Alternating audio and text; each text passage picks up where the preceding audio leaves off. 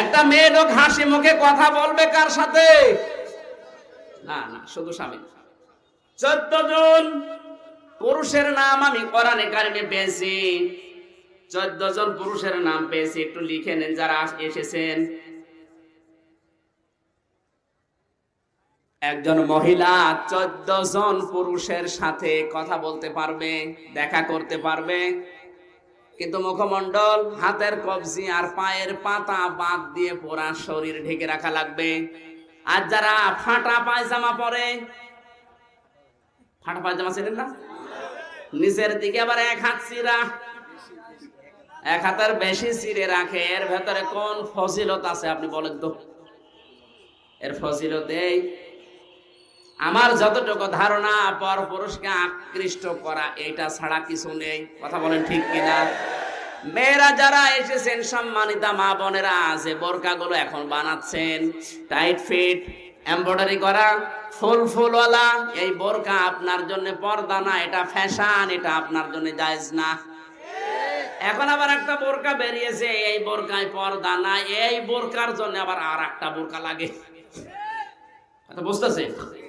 শরীরের অঙ্গ প্রত্যঙ্গ গুলো সব উদ্ভাসিত হয়ে থাকে, ওইটা ঢাকার জন্য আবার আর একটা বোরকা লাগে। এটা বোরকা না ফ্যাশন? ইসলামের কোন নিয়ম নীতি বিধানকে আপনি ফ্যাশন হিসাবে যদি পালন করেন, আপনি কুফরি করলেন। এজন্য মেয়েদের পর্দা হচ্ছে আবু হানিফা রাহমাতুল্লাহ আলাইহির মত অনুযায়ী, হানাফি মাযহাব অনুযায়ী, একটা মেয়ে লোকের সতর হচ্ছে মুখমণ্ডল, পায়ের পাতা আর হাতের কবজি বাদ দিয়ে পুরা শরীর ঢেকে রাখা লাগবে। হ্যাঁ, এই তিনটা বাদ দিয়ে পুরা শরীর ঢেকে আপনি কয়জনের সাথে কথা বলতে পারবেন? জোরে বলেন কয়জন? 1 নম্বরে নিজের বাবা, 2 নম্বরে দুধ বাবা, 3 নম্বরে মামা। এটা কিন্তু আবার আপন মামা হওয়া লাগবে। রিকশা চালককে ডাক দেবো, মামা, কিছুক্ষণ পরে দেখা যাচ্ছে অ্যাক্সিডেন্ট করেছে। আমি বিশ্ববিদ্যালয়ে থাকাকালীন দেখেছি মেয়েরা রাস্তায় দাঁড়িয়ে বাসওয়ালাকে ডাক দিয়ে বলছে, মামা। বাস দাঁড়িয়ে গেছে, উনি ওঠার পরে মামার পাশে বসা, মামা ওর দিকে তাকিয়ে অ্যাক্সিডেন্ট করেছে। এ কি মামা না মামি? এই মামা না, এই রিকশা চালক, ভ্যান চালক, বাস চালক না, মামা হওয়া লাগবে নিজের আপন মামা।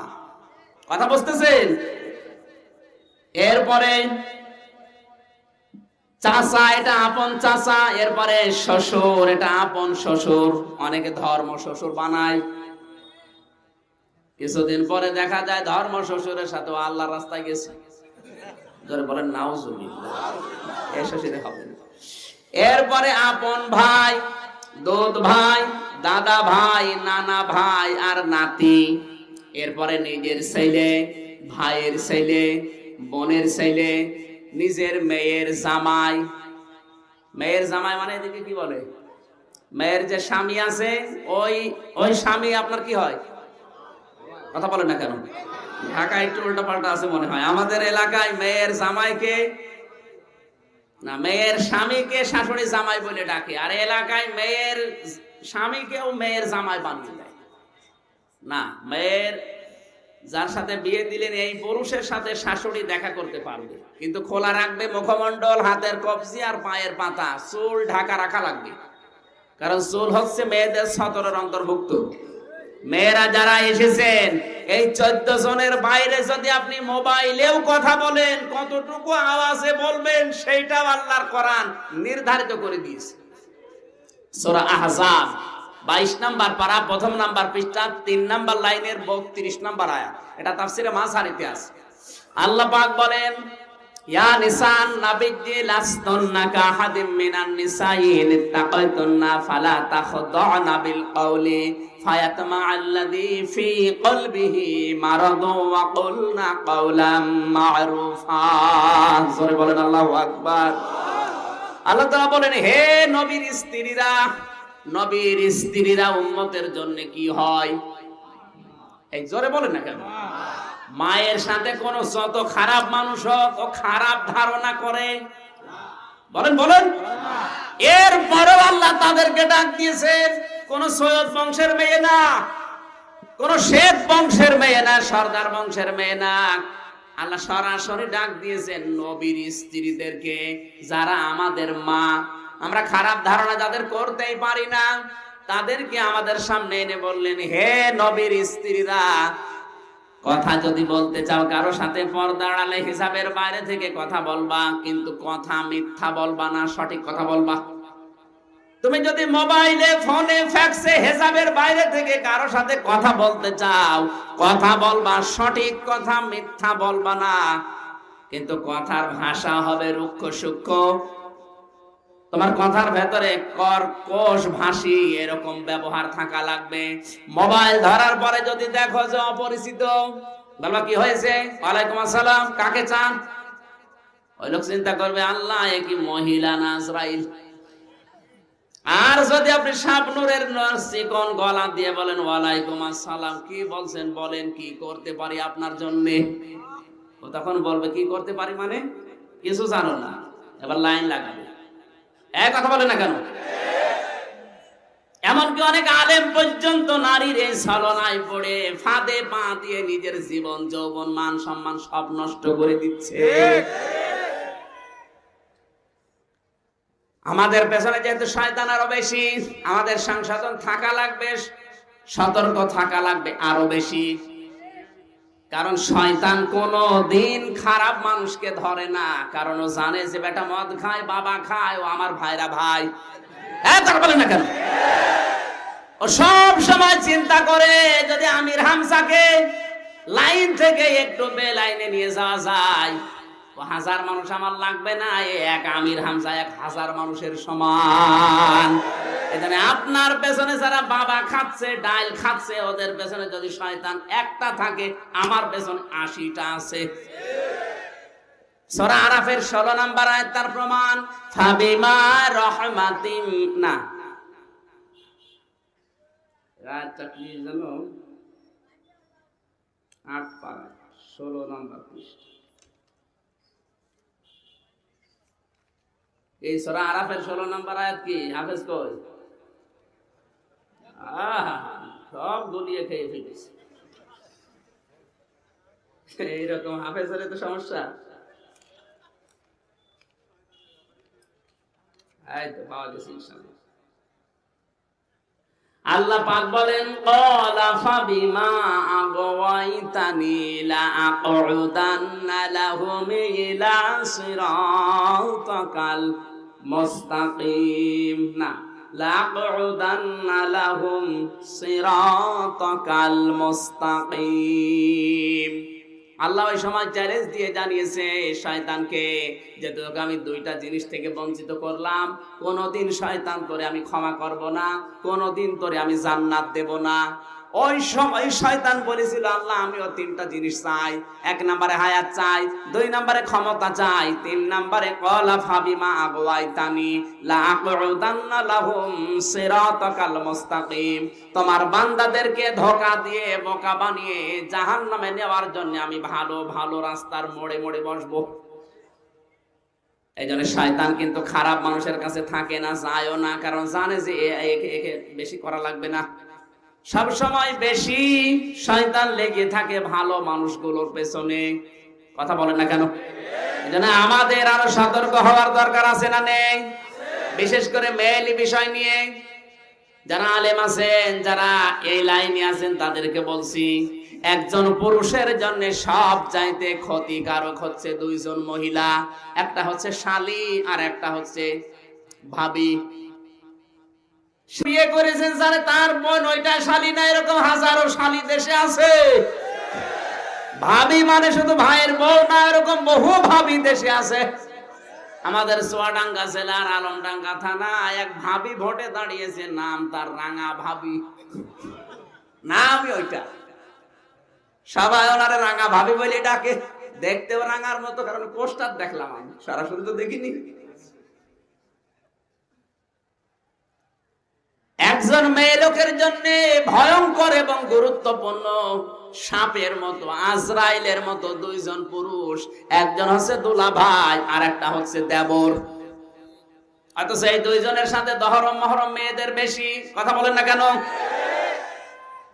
সতর্ক থাকবেন এই 2 জন থেকে। দুলাভাই মানে শুধু আপন বোনের বর না, এরকম বহু দুলাভাই আপনার কাছে কল দেবে।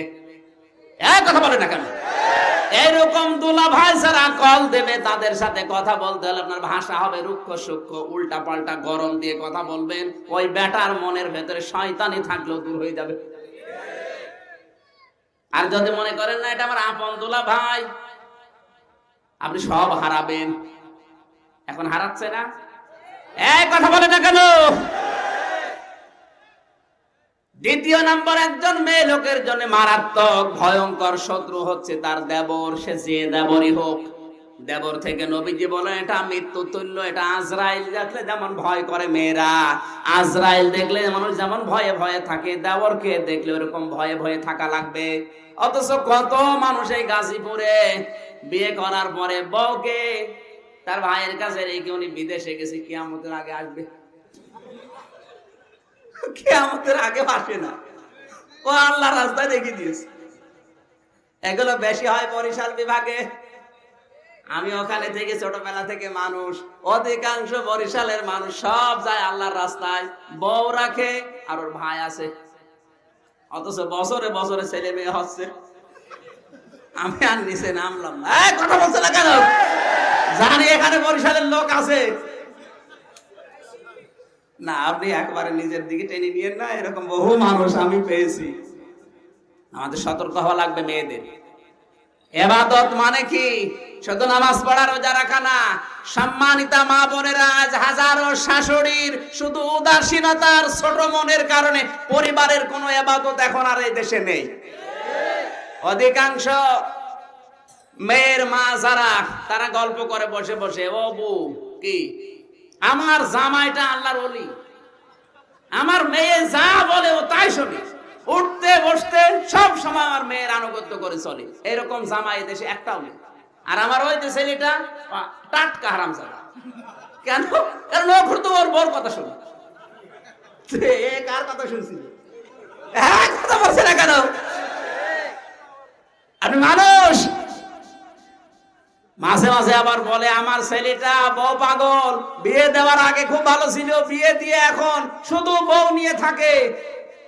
আরে আপনার তো কপাল ভালো যে আপনার ছেলে আপনার বউমা নিয়ে ব্যস্ত আছে, অন্য কোনো জায়গায় লাইন লাগায়। আপনি আরো উৎসাহ দেবেন, আর আপনি আরো এই জায়গায় আঘাত করেন। এই কারণেই তো অধিকাংশ পরিবারের শান্তি নেই। কথা বলে না কেন? যে সমস্ত শাশুড়ি আর শ্বশুরের কারণে পুত্রবধূরা অশান্তিতে আছে, তিরমিজি শরীফের হাদিস, এই শ্বশুর আর শাশুড়ি ঈমান নিয়ে মারা যেতে পারবে না। মানুষকে কষ্ট দিয়েছে, এই কারণে বেঈমান হয়ে মরবে, নামাজ রোজা সব বৃথা। এরকম শ্বশুর শাশুড়ি দেশে নেই। সম্মানিত ভাইরা, মা বোনেরা, আমি দ্বিতীয় পয়েন্টে যাচ্ছি না, শেষ করে দেব।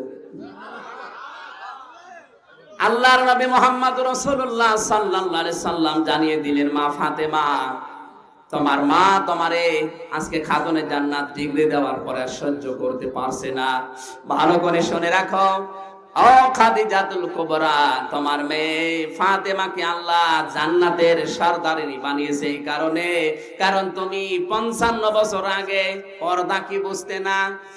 মক্কায় বিভিন্ন মানুষের সাথে তোমার দেখা সাক্ষাৎ করা লেগেছে ব্যবসায়িক কারণে। তোমার নাক কেমন, মুখ কেমন সব মানুষ দেখেছে, আন্দাজ করা শেষ। কিন্তু ঘরের ভেতরে যে মেয়েটা আছে ফাতেমা, ওকে দেখেছে কয়জন? হযরতে খাদিজা বললেন, হে নবী, হে রাসূল, ও তো জন্ম থেকেই পর্দানিশীন। এখান থেকে আমরা বুঝলাম মেয়েরা যদি খাতুনে জান্নাত ফাতেমা তো জহরার সাথে জান্নাতে যেতে চায়, অবশ্যই তাদেরকে পর্দা মেনে চলা লাগবে। যারা পর্দা মানে না, ওদের জন্য জান্নাত হারাম, এটাই ফাইনাল কথা। ওদের নামাজ রোজা হজ যাকাত সব বৃথা, কারণ মেয়েদের প্রথম ফরজ হচ্ছে পর্দা। বলেন, আর পর্দা মানেই ঘরের ভেতরে পড়ে থাকবেন আর বাইরে আসবে না। না, আকারনা ফি বুয়ুতিকুন্না ওয়ালা তাবাররাজনা তাবাররুজাল জাহিলিয়াতিল উলা, মেয়েরা ঘরের পরিবেশে থাকবা, বাইরে যাবার সময় তাবাররুজ করি জাহিলি যুগের মেয়েদের মতো বের হবা না। এখানে তাবাররুজের অর্থ আমি পেয়েছি তিনটা। এক নম্বরে যেই মেয়েরা বাইরে আসার সময় সাজগোজ বাড়িয়ে দেয়, দুই নম্বরে মাজা হেলে দুলে চলে, তিন নম্বরে ৮-৬০ ছোটখাটো পোশাক পরে বের হয়, এগুলো তাবাররুজের অর্থ। কিসের? আমাদের মেয়েদের আল্লাহ তাবাররুজের তিনটি অর্থ থেকে যেন বাঁচিয়ে দেন, আমিন।